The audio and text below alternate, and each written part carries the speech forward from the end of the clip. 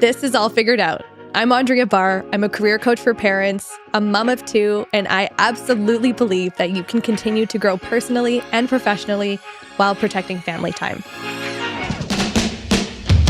We're about to figure out this work, life, and parenting stuff out together.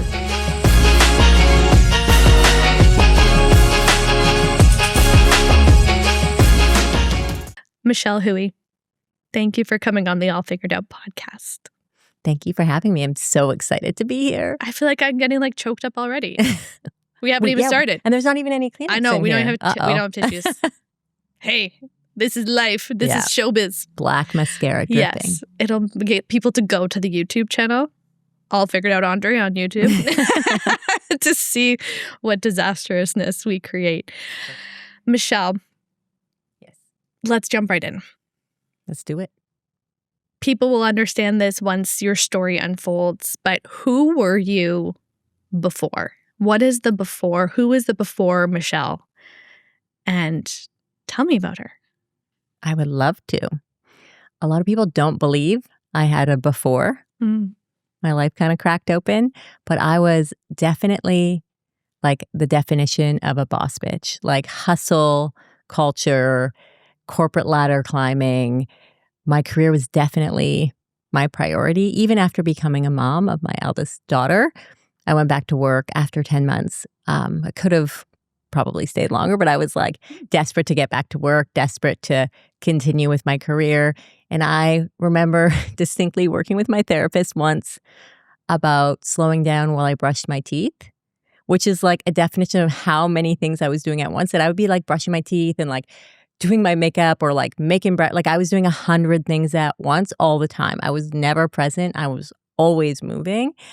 And I eventually got an electric toothbrush because that was part of the practice of like, can you stare at yourself in the mirror for 2 minutes? Because I like didn't have the capacity to just focus on one thing. And I was really driven and really, like 1,000 things. Like how much can you pile on a human? That was where I was at. And that's where I thrived. Isn't that such a metaphor? Like, or not a metaphor, what is the word? Like that feeling of I can't even be present enough to brush my teeth. I resonate with that. My husband is like, you're constantly consuming content. I'm like, I am. It's the business I'm in now, but I'm also so hungry and or cannot be with my thoughts. Who knows? A combination of things that I work with my own therapist. But I get that. So you're boss bitching. You are with your husband, Jeff. He's also boss babing himself. Yeah. You guys are just doing the thing. You have Frankie, your eldest, in COVID. Yeah. I imagine that throws you for a loop, as it did for so many. You go back to work. And how was life, like once life kind of settled, and you were like, okay, we're both working. We've got Frankie. Like, what was life like in that period of time? It was busy and it was hard to have a young kid, in 2020. She was sent home from daycare all the time. Like any snotty nose, they're home. And I actually hit my first big burnout within the first year I went back to work after having Frankie, because I had all the balls in the air, because I was constantly going and I couldn't handle the pressure. And I didn't realize like something shifted in me. And I took a leave, like I took 2 weeks just to calm down and like take care of myself. But then I went back to it and I just was a bit more conscious. Like that was, I think, the beginning of me realizing that I couldn't burn, the candle at both ends? Yeah. I couldn't keep doing that. It wasn't sustainable. Yeah. And so I started slowly adding some mindfulness in. And then Jeff and I were like, Frankie needs to be a big sister. Like she is meant to be a big sister. And so we started trying to have a second child. And we went through 5 pregnancy losses. Oh, Michelle. Between the girls, which was devastating to anyone who's been through it. They know like the hope you immediately get when you get the little pink strip. I have goosebumps. And then something happens and it doesn't stick and it goes away. And that was really hard for us. That was hard for our marriage, I think. And it was really hard on myself. Like I think people often blame themselves. I blame myself. Like, why can't I? What's wrong with my body? What's wrong with me? And we did all the tests and there was like no reason we were losing these babies, essentially.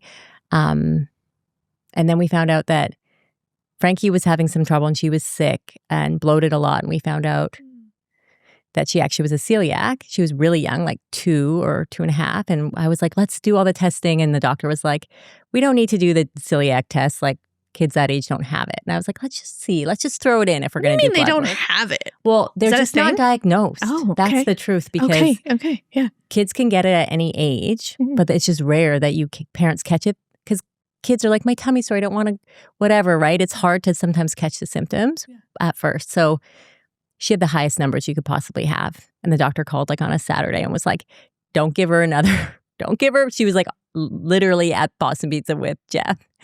And she was like, don't give her any pizza. Don't give her bite into that beautiful cheese pizza. Don't do it. No. Yeah. And so she started doing better and started getting healthier pretty quickly. Oh. And through that, they were like, we think you might be a celiac too because of these pregnancy losses. I've always had gut health issues, but they never could pinpoint it.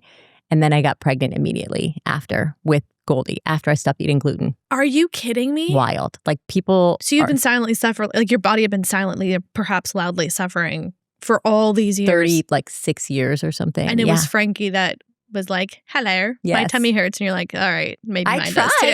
I like work with naturopaths. I work with doctors. I've done a lot of testing. It just never came up. Yeah. And as soon as I stopped eating gluten, we had a pregnancy that was healthy and sticking with Goldie. Yeah, wild. Unbelievable. Well, I'm very happy that you all got the diagnoses. You and Frankie can be in it together, getting the celiac-friendly Boston Pizza pizzas. Yes, she says, are you for gluten or against gluten? That's like her stance. It's like political. That's how she asks. People are like, so what's your religion? She's like, oh, my family is against gluten. Yeah. You're like, okay. So you're pregnant. How was the pregnancy with Goldie? It was good. It was normal. We had like some issues early on. And then after like 7 weeks or 8 weeks, they were like, you're good.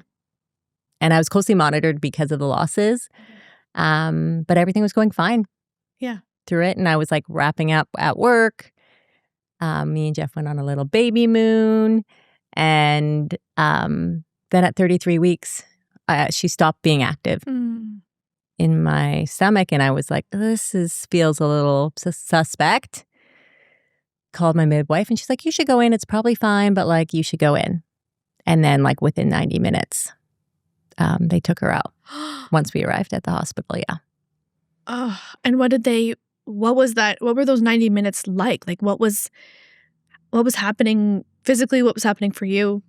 I was obviously worried, but I was also like, there's no way. Frankie was also a preemie. So I was like, there's no way this is happening again. Like, there's no way I'm having 2 preemies. That seems crazy.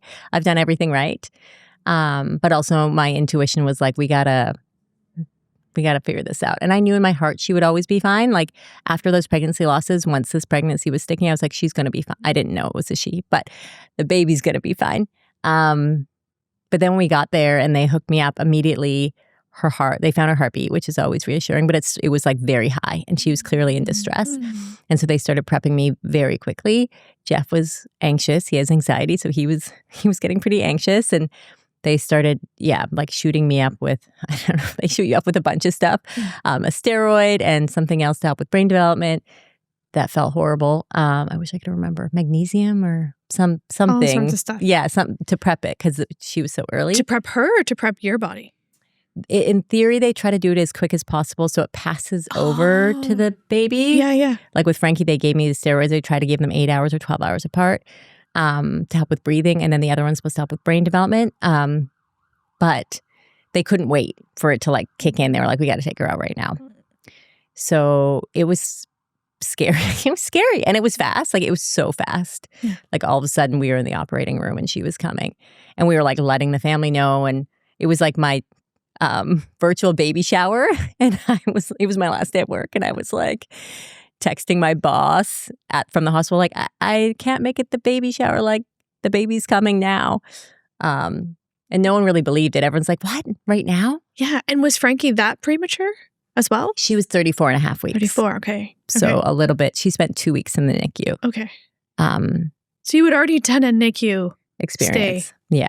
Jeez, Michelle. Yeah. So Goldie comes. Mm-hmm. She comes out. Is she put on you? She put in an incubator? No.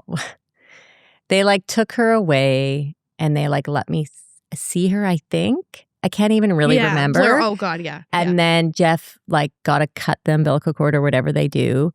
And then she needed some oxygen and they took her away. Mm-hmm. And then they take you over to recovery. And so Jeff was kind of running back and forth from her being in an incubator doing all those things, all the tests, to me recovering. It felt like forever we were apart. But she was doing okay. They were like, she just needs a little help because she's little. Yeah. And then what happened next? So from a pretty, not normal, obviously, but a preemie story. It goes from being a preemie story to not just a preemie story. At what point did you realize there was something where she was not just needing oxygen, not just needing support because she was so little? At what point were you like, holy shit, something's going on? Yeah, it was the next day. So I kept like telling Jeff, because he was in the room with me and we were in the Surrey hospital. So we were very far apart. Like at BC Children's, you're in the same room. We were very far away from where Goldie was. And I like still had a wheelchair. I couldn't get up, So I was like getting Jeff, poking him, waking him up, being like, can you go check? Can you go check? Can you see how she's doing? And she was doing okay. And then we slept for a few hours. And then when he wheeled me over in the morning, she was intubated. She had like little masks on her eyes and on her ears. They were like hooking her up to something called brains, where they're like checking brain waves. They said she had seizures through the night and they wanted to do a rush MRI. And it was just like immediately. She was in severe distress and it was terrifying. Like we just thought we had a little baby that needed some time to grow. And then all of a sudden we didn't know if she was going to survive. Oh my gosh. And you're recovering as well. Yeah. Like that's the unbelievable thing about a story like this, where you're like, it's not just her, although it becomes all about her, but like you yourself were just cut open. You yourself were just growing her for 33 weeks. And now immediately it's like not about you anymore. Yeah. No, I feel like it never was really, and you're also like pumping immediately too. Like I was up pumping in the middle of the night, could barely sit up. Like it is a wild ride when you're anyone who has a baby, right? Like it's a crazy thing that you're like healing and taking care of this tiny baby. Yes. In that scenario, there was just like so much other trauma and uncertainty layered into it that immediately I was out of the wheelchair like within a few days. Like I was like, I don't have time to heal here. I got to start. Like I remember the first day I wasn't in the wheelchair, I walked 10,000 steps, which is insane and not recommended. But the hospital, like it was so far apart, and I like went to get the coffee. I went, and I think part of me had nervous energy, and I like the adrenaline, I'm sure, was but like flowing. I had my Apple Watch on, and I was like 10,000 steps, like 4 days post. Kidding me? Like not a good idea. Yeah. But that's where we're at. It's just also like, doesn't that just shine light onto just the care that I now know is going into new hospitals, into new new hospital situations. I do believe that humans are in these places being like, how can we really like better this experience, this human experience for mothers and their children and partners and caregivers? Like, how can we make this as like not crappy as possible? But the fact that you're running around this hospital between your own hospital room and your child's is like unbelievable, mind-blowing. Like that, really, but very much of the time when I'm sure that hospital was built. Yes, it's much different. Like we moved to BC Children's and it was a much different experience there, right? Like I stayed in her room for many months. And they have family support and all sorts of, they had support as well at the Surrey Hospital. Like we had a counselor and some tough conversations there until we were Transferred to BC Children's. But they designed, or BC Women's Hospital, I should say. Yes. They designed it for that scenario where you get to be together, which is Yes. important. Absolutely. And I think we should plug Ronald McDonald House. I'm Oh, not sure if did you yeah. experience Ronald McDonald House yourself?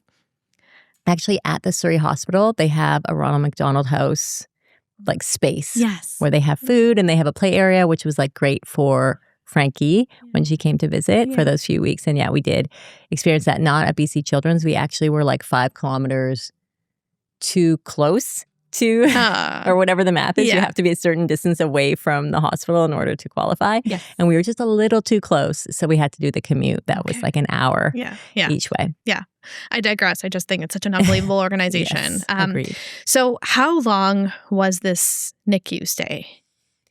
We were at Surrey for 3 weeks, and then we were at BC Women's Children's for just over 5 months, I believe.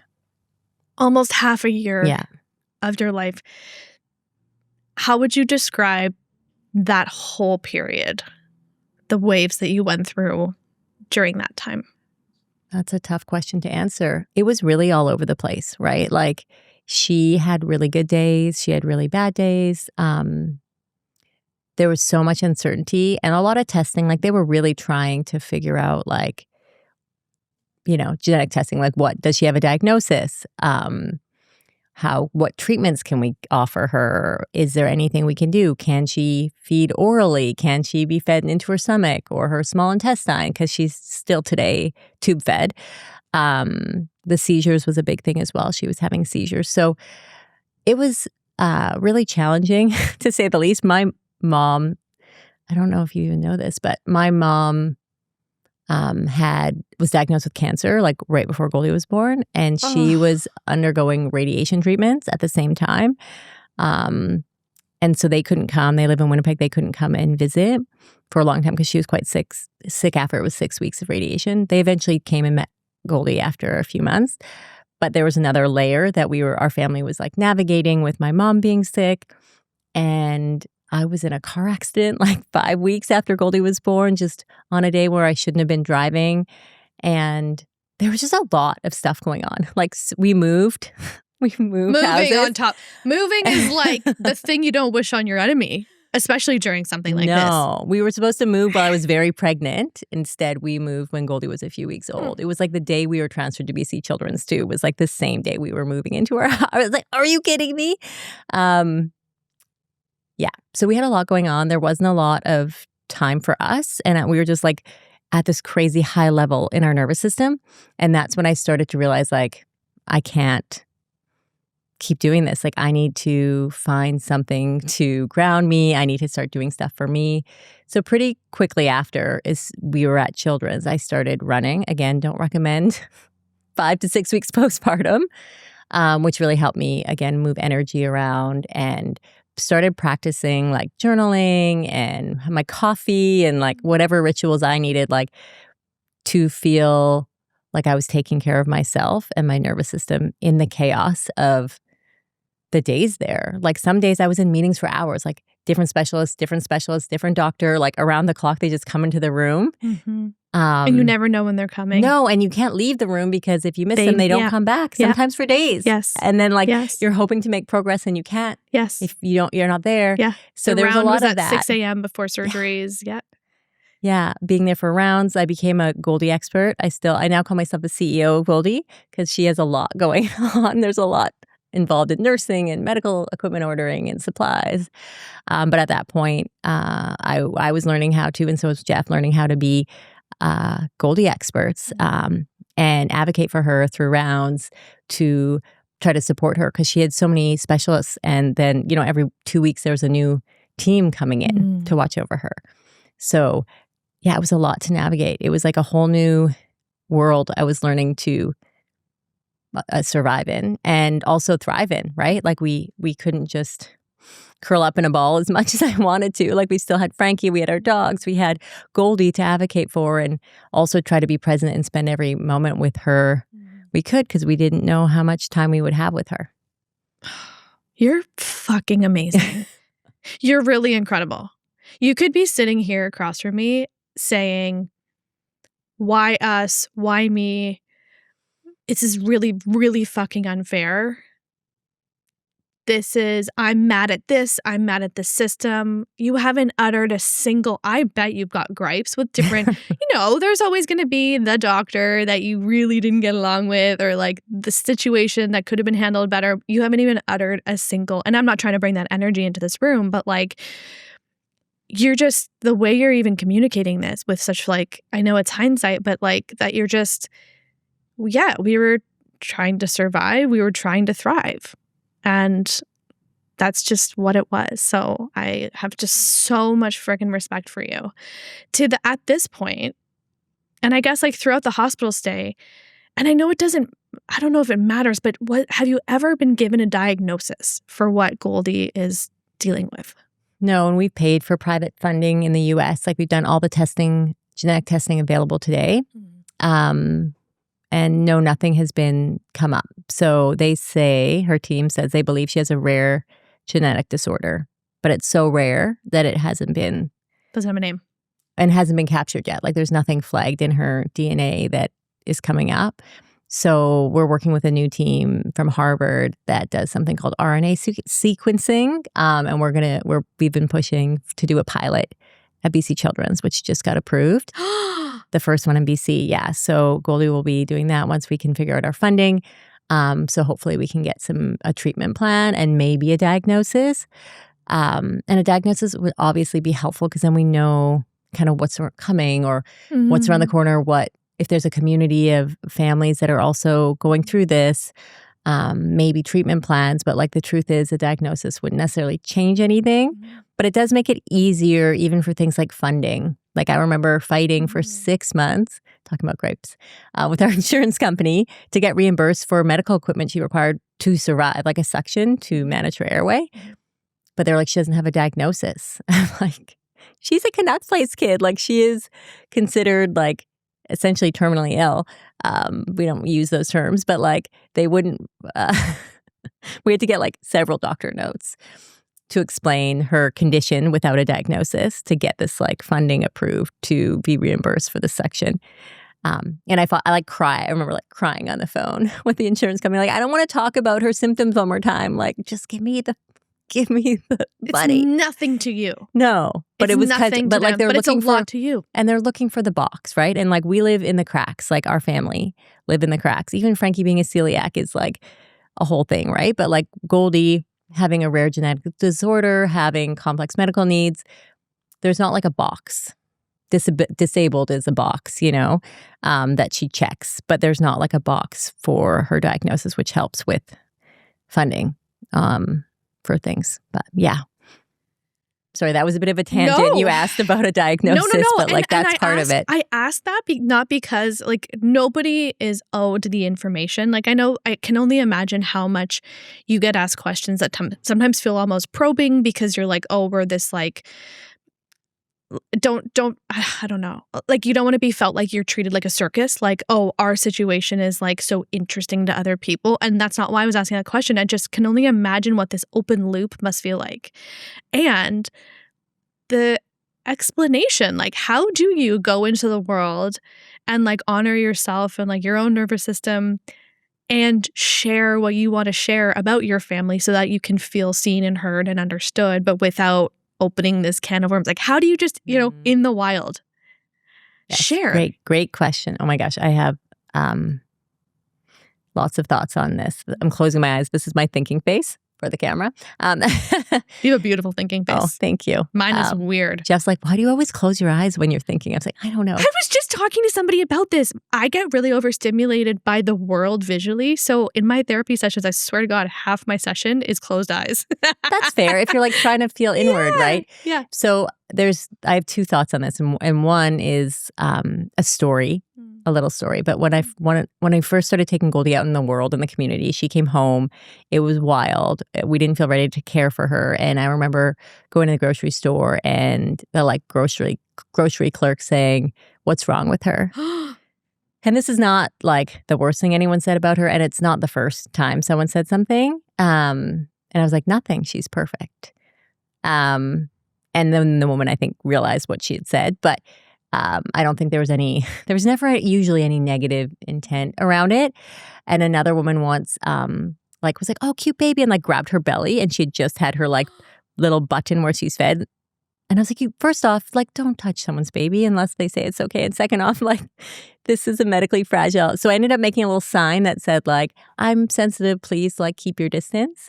That was on her little stroller. So people, like, kind of took that off. as a sign. Oh, as if you had to make a sign. I know. It's crazy. But you do with a kid like Goldie because she is also super immune compromised. Like, a simple cold could send her to emergency. And the other part I want to say is Frankie is doing her first presentation today in grade 1 at school. And it's about your culture. And so we have like little flags of where our families are from and all these different things. And part of it is like, is there a different language you speak at home? And I said, this is a perfect opportunity to talk about Goldie. And so we have a picture of her and Goldie in the middle. And it says like, this is my sister Goldie. She's special. And that's like the word I like to use. We communicate with objects. And this is how we do it. And so she has all these different pockets with the object cues we use to communicate with Goldie because she's nonverbal. And those are examples of how we show up in the world. That she's special, that she's different. We use complex medical needs, special needs, but like I had a lot of issues with a lot of the words when I first came to terms with what our future might look like with Goldie. Like I was like, I don't like the word handicapped. I don't like the word disabled. I don't like that. I was like, what is the word that feels okay to describe my daughter? And it's complicated for many people, I think. And there's something called special rights in Italy they use instead of special needs because people who are different deserve the rights to have, the parking or the this or the access, the funding. It is a right of these people who are special and different. And I love that. And so I try to use that and share that. Because special rights is like a movement I wish we could get behind in Canada. And I'll casually keep dropping in until it gains momentum. It's a movement. It's on the All Figured Out podcast. We're making it a movement. Special rights. Yeah. That is, I actually have full body chills. I love it so much. When I learned about it, I was just like, oh my gosh, we need to move to this like little town in Italy where they're like building this community around this. And it's not only in Italy, but there are other places in Europe where they just, it's people who are different are treated with that support and funding. It's not a question. Respect. You don't have to, and you don't have to fight for it. Like, you don't have to fight for the funding. You have to fight. You don't have to advocate. It's just like a right, which it should be, right?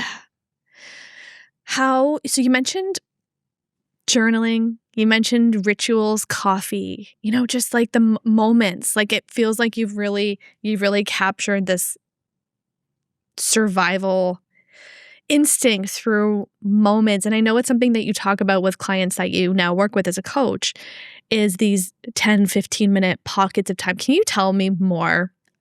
Like, as somebody who doesn't even feel worthy of this information from you, because I just really feel in awe of you. Like, I feel very, very in awe of you. I thought you were going to go with the toothbrush metaphor. I can't even find 2 minutes. No, oh my God, I've been watching my YouTubes as I'm brushing my teeth. No. Tell us, like, what are these 10, 15 minutes and how could anybody who's just in it and whatever in it means for them, how can they use your magic of how the hell you've sort of survived and, from what I can see, are thriving through all of this? I love this question so much. I'm so passionate about this. I'm like getting sweaty palmed and riled up here.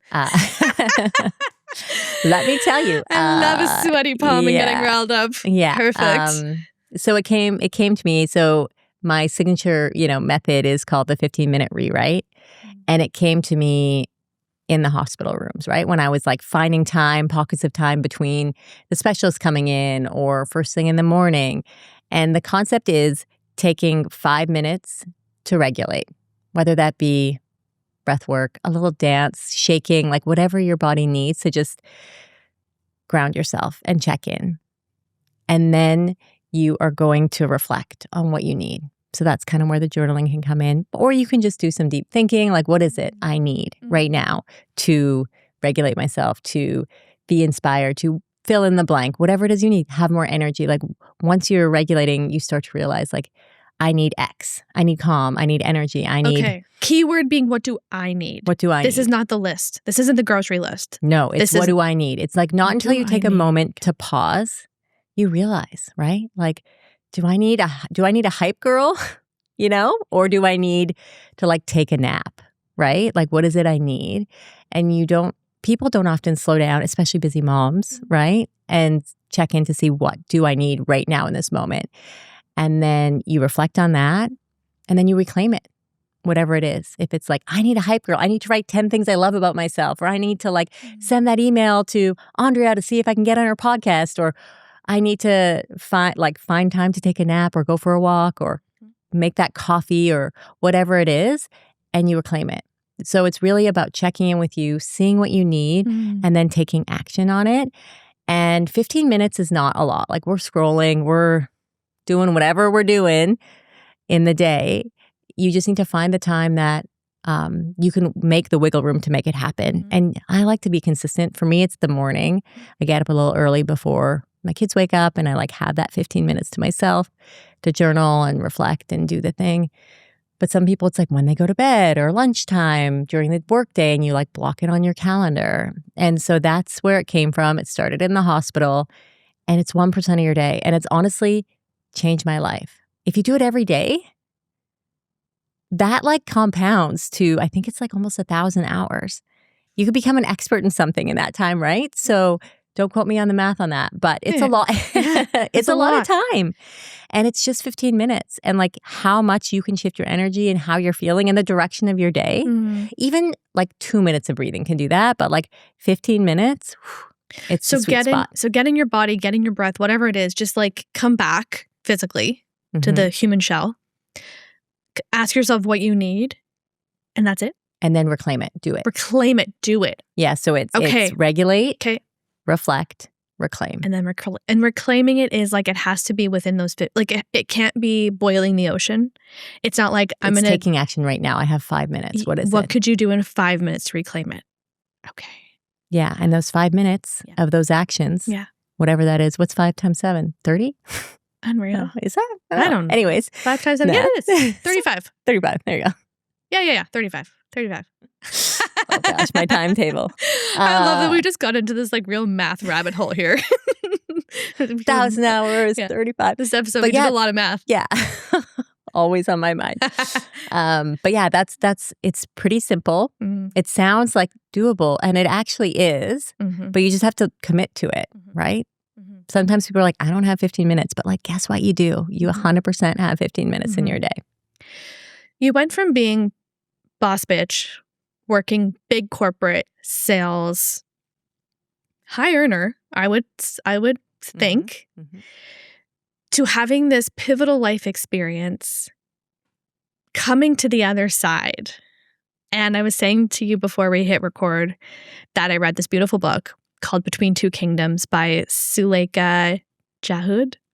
I'm pronouncing her last name wrong, but it is one of the most unbelievable books I've ever read in my life. I'm going to send you a copy. Please.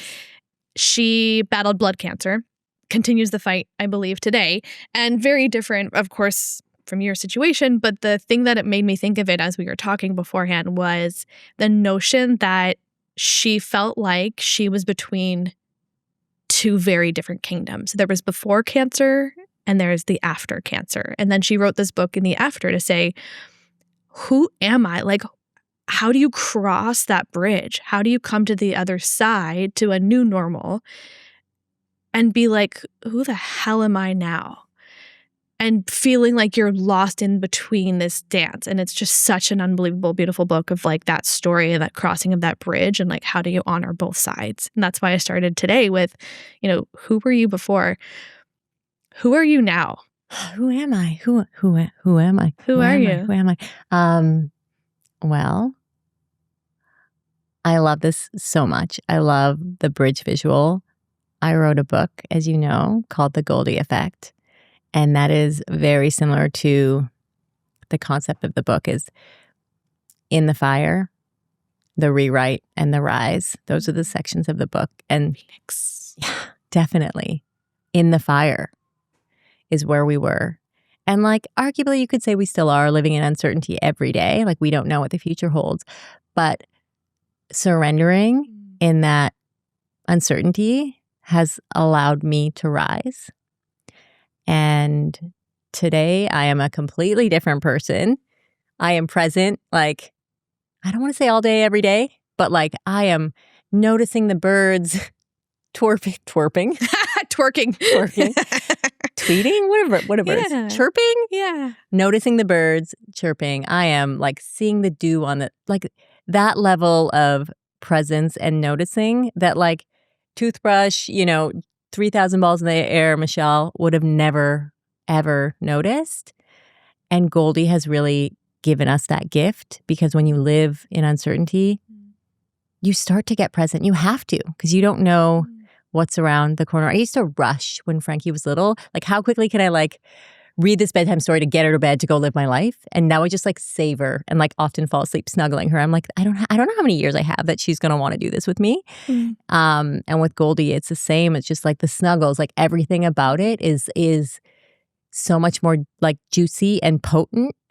And I feel like that's who I am now. Like she has given us this beautiful gift of not only presence and surrender, but there's like a freedom in it because like nothing, I don't want to say nothing's worse than what we've been through because that's not true. But like all the bullshit, I don't know if I can swear on this, but here I am.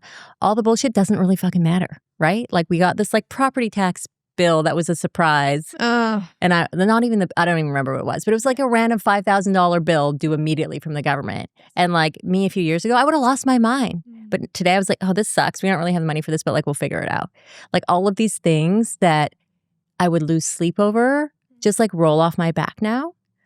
And so I don't know if that's answering your question of who I am now, but like that's definitely who I am now. And I still get like frustrated. I still have my moments, but I'm so much more aware of it because I've done all this work on my nervous system that me and Jeff give each other timeouts and we take our own and we hand things off when we have no capacity. So I think there's a lot more awareness around our environment, awareness around our energy and presence that has come, which definitely wasn't there a few years ago. What a gift. 100%. What a gift to get from a real hard situation. I don't know. I was going to say the sweetest gifts come from the hardest 100%. lessons though, right? 100%. 100%. I was speaking in this room last week, I believe it was, with another guest whose episode will come out, Erica Latta, and she, afterwards we were talking, and she has a really incredible story as well, very different, but filled with big T trauma. And she said, my husband he's never, unlike you and Jeff who went through this together, her husband has never, touch wood, been through trauma. And he so wishes that he could just take the burden of some of it off of her shoulders of what she's survived and gone through.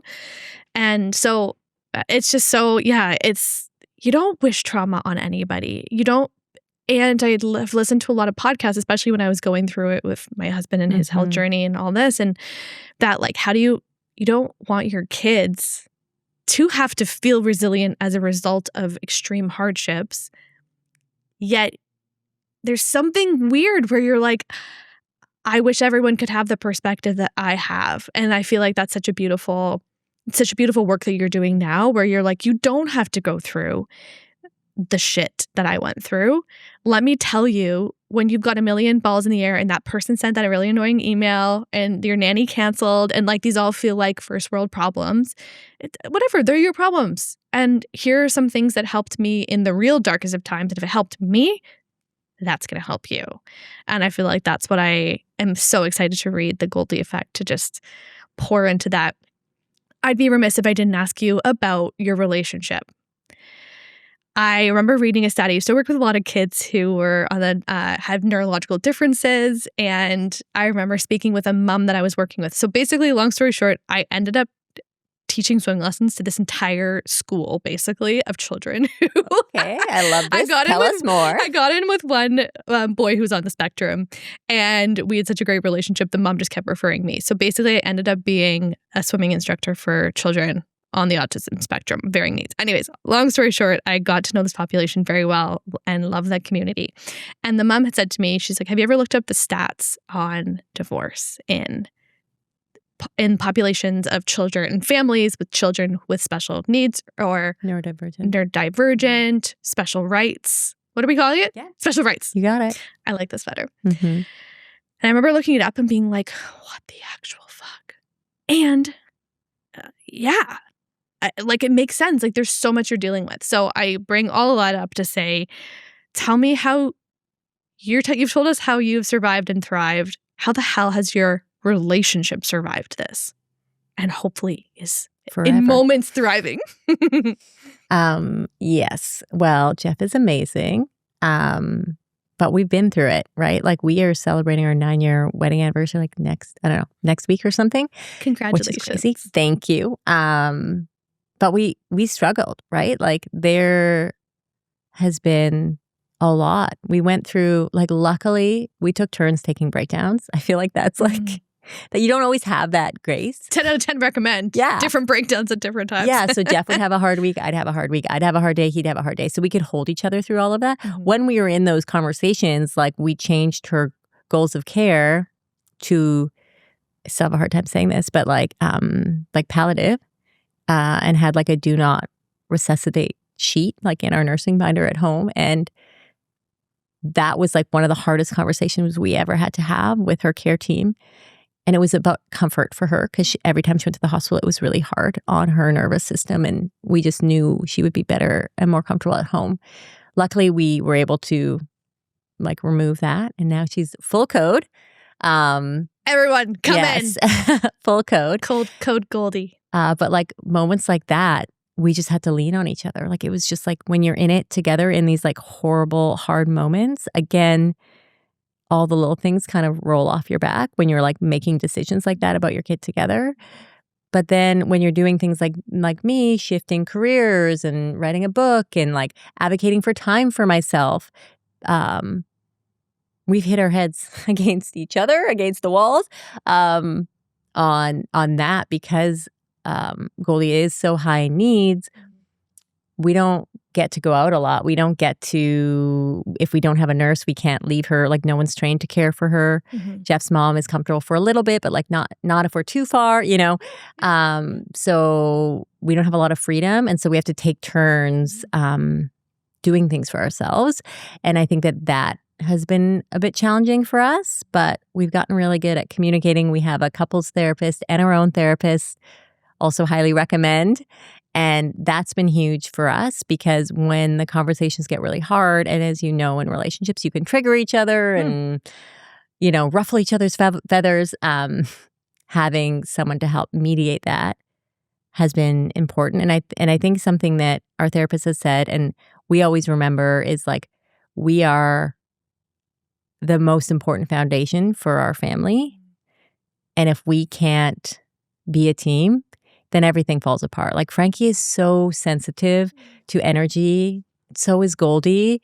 We are so aware of that. And I think that has been a huge part of it, is that we don't have the luxury to like go to bed angry or be in a fight for days. Like our whole house of cards would like fall to the ground. So we have to like be honest and get into the shit pretty quick and like come up with a resolution, give each other grace, get through it together. But yeah, we've definitely, I think the freedom part has been the hardest part. Like, I want to go on a women's retreat. Yeah. And Jeff's like, I want to go play hockey. Yes. We're like, who's going to get the car? Because we only have one car. Who's going to take care of the kids? You know, like all of that. Yes. But yeah, we love each other so much and aren't willing to lose ourselves in our relationship in this, you know, wild life we're living.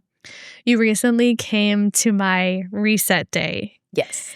It was design your wealthy life, whatever that means to you. And you said that was a really, I want to take credit. No, it wasn't the day. It actually wasn't the day itself. It was the catalyst of the day and the lead up and the getting to that day. You said when you were introducing yourself, it took a miracle to get here and a fight with my husband, to which everybody laughed. And then Jeff subsequently went away after this day, and he verbalized his experience of feeling resentment towards you, and you experienced resentment towards him. Can you explain what happened? Yes. I just think that it's such a honest, real story, and I so appreciate that the two of you are so open about the challenges in a relationship. And not challenges as in like, I want to kill him and divorce him. It's like just day to day, you're with this person and rely on this person, you more so than anybody, day after day. How did you get through those feelings of like mutual resentment and wanting to crush each other? Yeah, that day was definitely, it came to the head. I was like so fired up because I really wanted to come to this day. I'd organized childcare for Goldie. Frankie got sent home from school that day. Jeff was in Squamish at a photo shoot working. I was in North Van at your event. We live out in the other suburbs.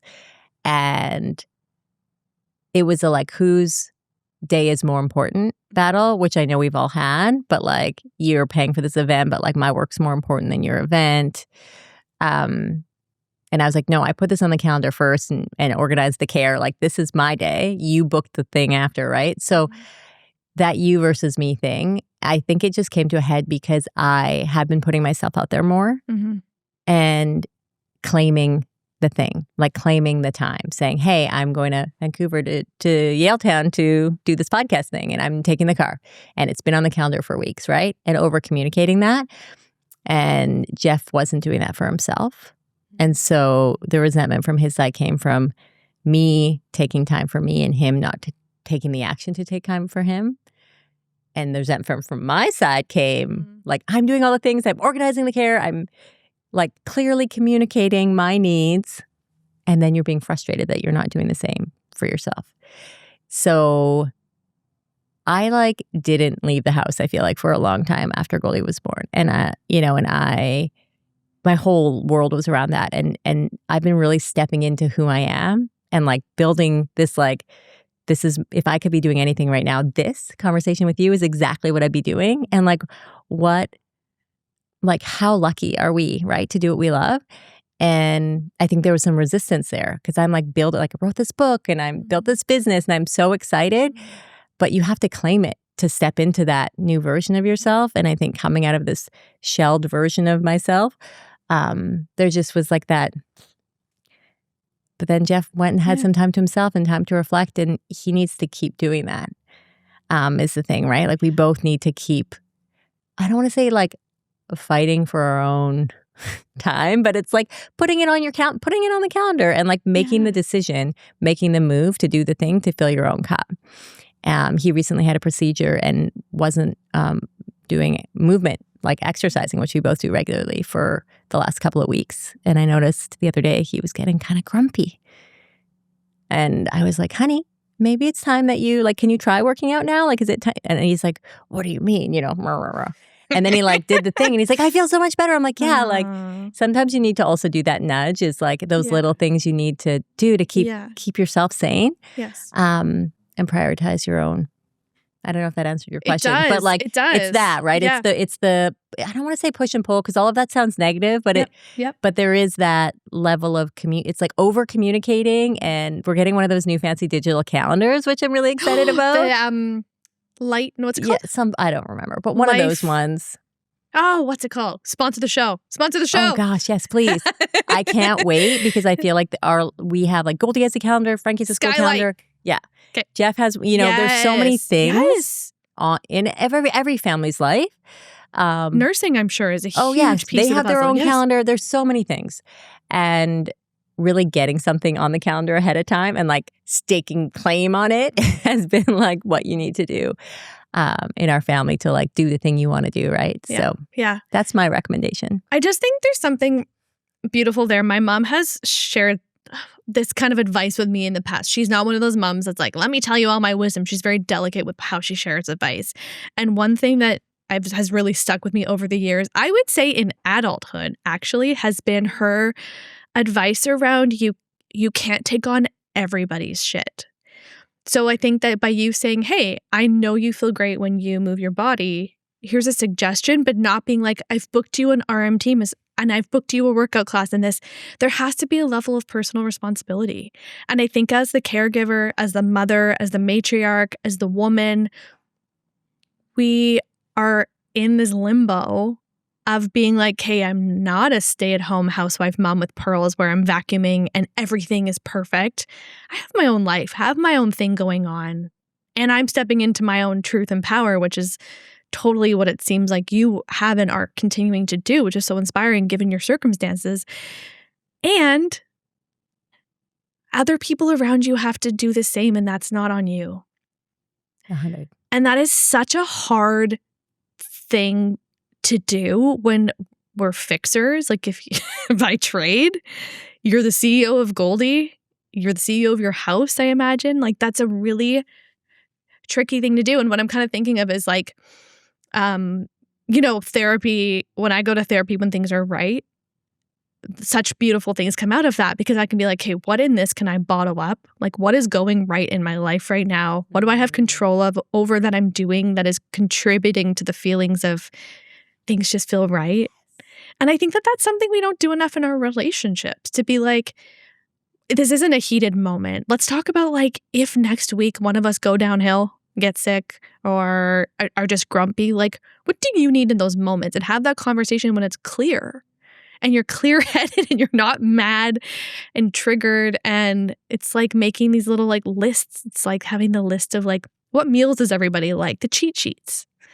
I just think you're touching on something so real. And again, just it's fucking not talked about enough. Like relationships are hard. And anyways, I just so appreciate you like sharing that story and like the outcome of that. And how does that resonate? Like, how do you step away from taking the ownership over Jeff putting stuff in his calendar? We're still learning that. Yeah. He has a lot going on. Like he has a lot going on. And because his business is going well, he will just overbook himself and work a lot and then is like resentful towards working a lot, right? So it's hard. Like his little getaway, I don't know if you watched the YouTube I sent you. Yes, I did. I booked it for him. So speaking of being a fixer, I actually booked that getaway for him. But he had one organized and he had to cancel it and he was really upset about it and then couldn't figure out how to get another like break. So he did try, but I still was like, he has to do that. So I don't know. I think it's tricky, but I do agree with you about the lists. I actually had a client that I said, hey, like you guys need to talk about, I forget what I called it. It wasn't like an emergency plan, but it was like it was it's a menu. But yeah, it was like, what do you need? Like she was like, I can't be touched. Like I think she was like a words of affirmation and he needed a hug. And so it was like, how do you figure that out? And Jeff has like cracked the code on like happy Michelle. He's like, as long as you have your food prepped and a puzzle on the go, you're good. Like that's his, and he's like, and you have a workout in, like he's like, and you know, there's a coffee. He's like, those are the things that you need. And I was like, I love that you think that about me, but also kind of true. Like I've realized food prep is like having a fridge full of nourishing food is one of those things that make me happy. It's not going to help in an argument, but just like the awareness of the things. Like Jeff is going for a lot more walks. Like he's realized like I'm a huge advocate of going for walks. And he's doing his own now. And he's like, they're so great. I'm like, yeah, they're so great. I love it. Everyone should go for walks outside with like no headphones on and just like be present. Hard. It is hard. I do a lot of talking to myself. I like voice note the whole time. I'm like, what? Ideas are coming though, right? People can think that you're on a call. Yeah. Michelle, what can people expect from The Goldie Effect? Your book that's coming out March 6th. What do I want to say? March 6th? Yes. Nailed it. Okay, March 6th, 2026. What are we in for? It is a memoir-meets-self-help. So it is all the lessons that Goldie has taught me since she was born. And within that, it's like the fire. So all of that, the heavy stuff we went through at the beginning, and then the rewrite. So all of the journeys and the lessons that she's taught me along the way. And within each of those beautiful chapters, there is a 15-minute rewrite at the end based on the lessons of that chapter, and then a rise at the end. So there are so many tools within the book, and there's actually a little guide on the back to reference like your rewrite list. So if you're like feeling overwhelmed or you need inspiration or tiny joys, it's all in there that you can access the pages. It's juicy. It's my whole like heart and soul and everything I've learned from our little miracle girl. I'm really proud of it. It's really beautiful, and I can't wait to share it with the world. I honestly, truly feel like it is going to change a lot of people's lives. It's so beautiful. It's so beautiful, and everyone has fallen in love with you over the last 16 minutes. Who even knows? Don't even have a watch or clock on. 3 hours. 3 hours and 42 minutes. How could people get more of you one-to-one work with you? Who do you work with? How do you support them? Beautiful. You can find me, I guess, at Michelle_Hooey, Hooey on Instagram, or Anchorless Coaching, anchorlesscoaching.com. I work with women who are in it, like in the thick of it, rewriting their lives. I am currently taking on limited one-on-one clients, but I do have a new inner circle coming out soon after the book launched for more of a group experience. But yeah, just DM me if you have any questions, any feedback. I would love to hear it. I am an open book, as you can tell. Only good feedback. This girl don't need your trolling. If you want to know more about special rights, yeah, just reach out. I love chatting with people. I love connecting, with parents, with families. I think that's something that has been beautiful, is this community that we've built through being complex kid parents. And it's really great to lean on each other and support each other. I get really excited when parents reach out and we get a chat. I'm sure you do too. So yeah. How can those of us who don't have family members or children with special rights, how can we be better advocates and supporters of those of you who do? That's a great question. Well, don't ask what's wrong with your kid to people. Come on, people. My God, as if we have to say, yeah. As if you had to make the sign. Yeah. Well, yeah. It's good. I think just support them.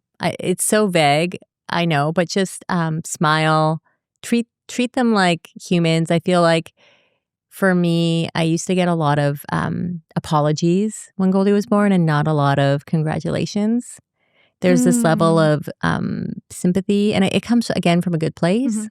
But there's so much to celebrate. All of these kids with special rights are resilient as fuck. They've gone through all, I always say, Goldie's has don't fuck with me energy. They have gone through so much to be here that they deserve respect, and they deserve to be treated with it, and with, that the miracles they all are. So I think that that's it. I think that, yeah, there shouldn't be any sympathy around it, in my opinion.